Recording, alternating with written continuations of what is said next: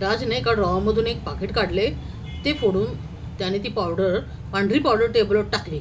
तसे आर्याने त्यात सिगरेट बुडून एक जोरात कश ओढला. तिला एकदम आपण तरंगत असल्याचे फील झाले. असं तिने 4-5 वेळा केले आणि सिगरेट संपवली. आता ती पूर्णपणे नशेत होती.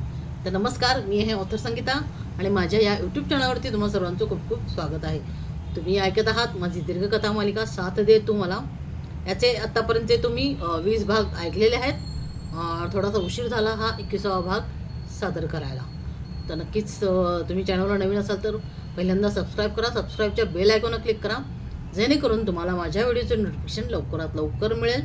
आता दिवाळी जसं जवळ येते तसं दिवाळीच्या आधी 4-5 महिने अगोदरच काही दिवाळी अंकांसाठी लिखाणाचं आव्हान केलं जातं, साहित्य मागून घेतलं जातं. त्याची माहिती मी या चॅनलवरती देत असते. त्यामुळे या चॅनलला नक्की सबस्क्राईब करा. सबस्क्राईबच्या बेल आयकॉनवर क्लिक करा, जेणेकरून तुम्हाला लगेचच दिवाळी अंकांची माहिती समजत जाईल आणि तुम्ही बऱ्याच दिवाळी अंकांमध्ये तुमचं लिखाण, तुमच्या कथा वगैरे पाठवून देऊ शकता. तर आता ऐकूयात साथ दे तू मला या कथेचा भाग 21वा. राज, मला अजून नशा करायची, मला सिगरेट दे प्लीज. आर्या आता नशेत बरळत होती. अजून सिगरेट नाही मिळणार आर्या, त्यासाठी पैसे हवेत. आहेत का तुझ्याकडे? राजने विचारले. पैसे नाही आहेत, पण मी देईन ना नंतर. आता मला दारू दे, आर्या म्हणाली. राजने ओळखले की ही पूर्ण नशेत आहे. तो तिच्याजवळ बसला. त्याने आपला हात तिच्या सिव्हिल स्टॉकमधून दिसणाऱ्या दंडावरती तो फिरवत राहिला. आर्या दारू मागत होती. राजने एक पेग बनवला, त्यात ड्रग मिक्स केले आणि आर्याला दिले. आर्या आधाशासारखी ड्रिंक करू लागली आणि आता राजचे हात तिच्या गोऱ्या मांड्यांवरून फिरत होते. आर्याला कसली शुद्ध नव्हती, कारण तिने तो वन पीस वगैरे घातला होता. राज तिला ड्रिंक पाजत होता. थोड्या वेळात आर्या नशेत बेडवर पडली. राज तिच्यावर झुकून तिला किस करू लागला. राज, काय करतोस तू हे? आर्याला जरा कल्पना आली की राज काय करतोय याची. आर्या, तुला नशा हवी ना? मी देतो एकदम भारी नशा. त्यात तू तुझं सगळं दुःख, स्ट्रेस विसरून जाशील. कोणती नशा राज, तुझ्याकडे आहे? नशेत ती बडबडत होती. दाखवतो थांब, असं बोलत राजने आपले कपडे काढून टाकले आणि आर्याच्या शिरशी तो खेळू लागला. तिला एकदम हलकं आणि ते हवावंसं असं वाटू लागले. तो तिला आपल्या स्पर्शाने रोमांचित करत होता. तशी आर्या मंत्रमुग्ध होत होती. आपण काय करतोय याचं तिला भान नव्हते. राजने तिचे सगळे कपडे काढून टाकले. आधाशासारखा तो तिच्यावरती तुटून पडला. मिताली, तू एकदा घरी येऊन जा. मितेशच्या आईने तिला कॉल केला होता. काकू, आता तो बरा आहे, माझी गरज नाही तिथे यायची, मिताली म्हणाली. नाही मिताली, मितेश काल जेवलाच नाही, मग मेडिसिनही नाही घेतले त्याने. रात्री अचानक ओरडत तो जागा झाला. आम्ही विचारले त्याला की काय झाले, कसले स्वप्न पाहिलेस का, पण काहीच बोलला नाही तो. तू एकदा भेटून जा त्याला. ठीक आहे काकू, मी आज येते संध्याकाळी. मितालीने मग कॉल कट केला. तिलाही मितेशची आठवण येत होतीच, पण ती मुद्दाम त्याच्याकडे जात नव्हती, कारण तिला त्याचा सहवास, त्याची सोबत कुठेतरी हवेविषयी वाटत होती. त्या उलट मितेश हवेविषयी वाटत होती. अजिंक्य जितका रागीट कठोर होता, त्या उलट मितेश एकदम हळव्या मनाचा होता. त्याला क्वचित राग यायचा. मितालीचं मन नकळत अजिंक्य आणि मितेश या दोघांमध्ये तुलना करू लागले होते. तिच्या मनाचा कौल मितेशच्या बाजूने झुकत असायचा आणि हेच तिला नको होते. हे चुकीचे आहे. अजिंक्यशिवाय मी दुसऱ्या कोणाचा विचार करू शकत नाही, असा विचार ती करत असे. पण तिच्याही नकळत तिचं मन मितेशकडे ओढ घेत असायचे. ती खूप द्विधा मनस्थितीत होती. म्हणूनच मितेशपासून शक्यतो दूर राहायचे असे तिने ठरवले होते. 15 दिवस झाले होते मिताली मितेशकडे गेली नव्हती. अजिंक्य एक कोसळणारा धबधबा होता, तर मितेश एक संत ठहराव होता. मितेशसोबत तिला सुकून भेटत असे, मन प्रसन्न होत असे. काकूने जे सांगितले मितेशबद्दल ते ऐकून जरा तिला वाईटच वाटले. काकू मितेशसाठी दुपारी जेवण घेऊन आल्या. मितेश, जेवण करून घे आणि औषधं पण घे, त्या म्हणाल्या. आई, मला भूक नाही आहे. नको काही, मितेश निर्विकारपणे म्हणाला. ठीक आहे, मग संध्याकाळी मिताली येणार होती, तिला सांगते तू जेवण नाही केले म्हणून. आई, खरंच मिताली येणार आहे? मितेशचा चेहरा खुलला होता. हो, पण तिने मला तुला जेवायला द्यायला सांगितले आहे आणि मेडिसिनसुद्धा. हो आई, मी जेवण करेन. मितेशने मग आईकडून जेवणाचे ताट घेतले आणि तो जेवण करू लागला. आर्याला एकदम आता सकाळीच जाग आली. आपण कुठे आहोत हे तिला समजलेच नाही. तिला पूर्ण जाग आली. तसे तिने पाहिले की तिच्या अंगावर एकही कपडा नव्हता आणि तिचे सगळे अंग ठणकत होते. तिला आठवले की रात्री ती राजकडे आली होती. तिला ड्रग्ज हवे होते म्हणून. राज कुठे आहेस तू? तिने आवाज दिला. राज रूममध्ये आला. राज, काय केलंस तू माझ्यासोबत रात्री? सांग. आर्याने त्याची कॉलर पकडली होती. चिल बेबी, तुझ्याकडे पैसे नव्हते, मग तूच मला पैशाच्या बदलात तुझं हे सुंदर शरीर दिलेस मला. खूप नशा केलीस तू रात्री. नाही, हे खोटं आहे. तू फसवलेस मला राज. मी सोडणार नाही तुला.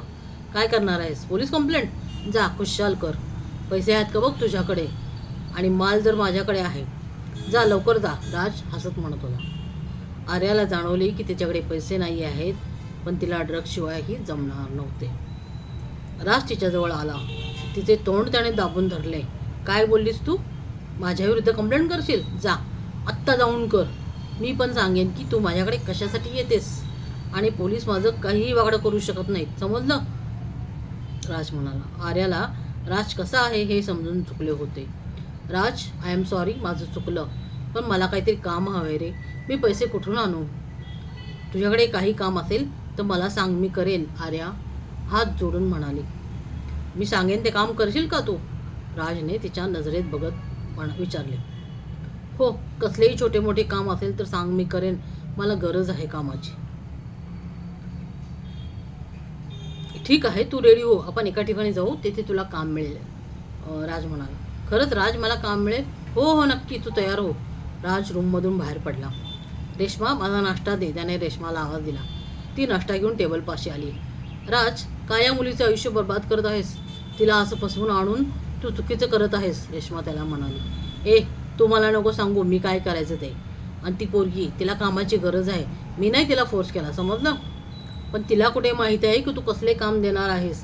बिचारी तुझ्यावर विश्वास ठेवून बसली, रेश्मा म्हणाली. तू तुझं काम कर, माझ्या भानगडीत लक्ष घालू नकोस. आणि त्या आर्याला गपचूप नाश्ता दे. माझ्यावर जर काही सांगितलंस तर तुला जिवंत सोडणार नाही. हाल हाल करून मारेल तुला, राज म्हणाला. रेश्मा मग यावर काहीही बोलली नाही. तिला माहीत होते की राज हा एक राक्षस आहे. त्याच्या तावडीत एकदा का कोणी अडकले की मग त्याची सुटका होत नसते. आर्या तिचं आवरून आली. आर्या, ये बस, नाश्ता कर, राज तिला बघून म्हणाला. आर्याने नाश्ता केला. मग राज तिला घेऊन घराबाहेर पडला. कार चालू करत त्याने विचारलं. आर्या, तुला इथे काम मिळेल, मग इथे पुण्यातच राहावं लागेल तुला? हो, माझी तयारी आहे. मी या अगोदर इथेच राहत होते. ठीक आहे मग. राज तिला अक्काकडे घेऊन निघाला.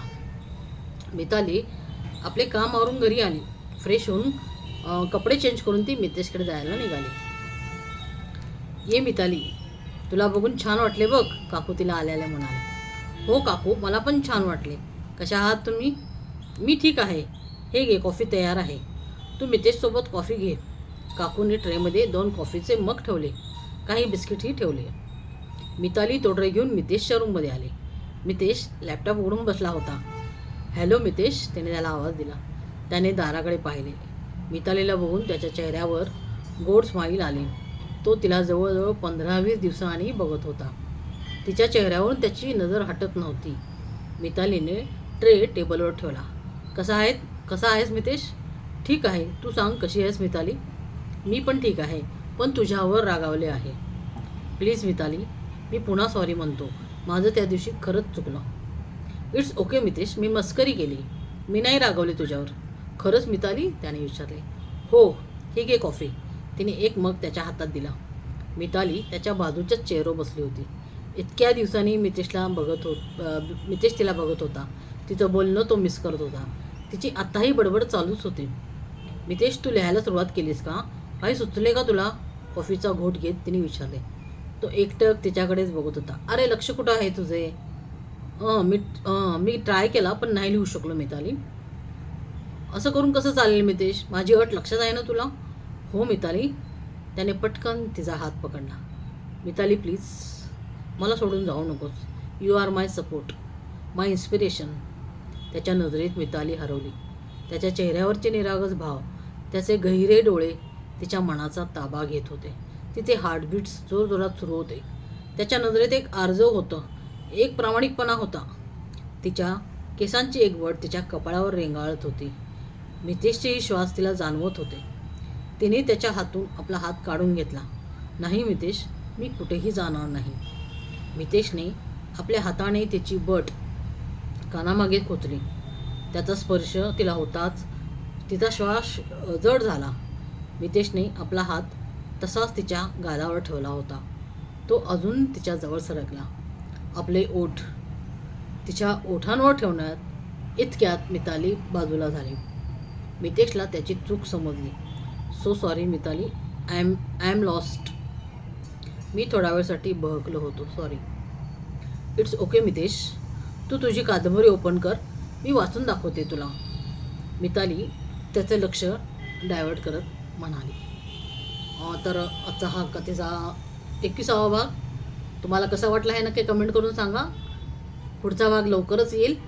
आपल्या चॅनलला सबस्क्राईब नक्की करा आणि कमेंट्स नक्की करा. धन्यवाद.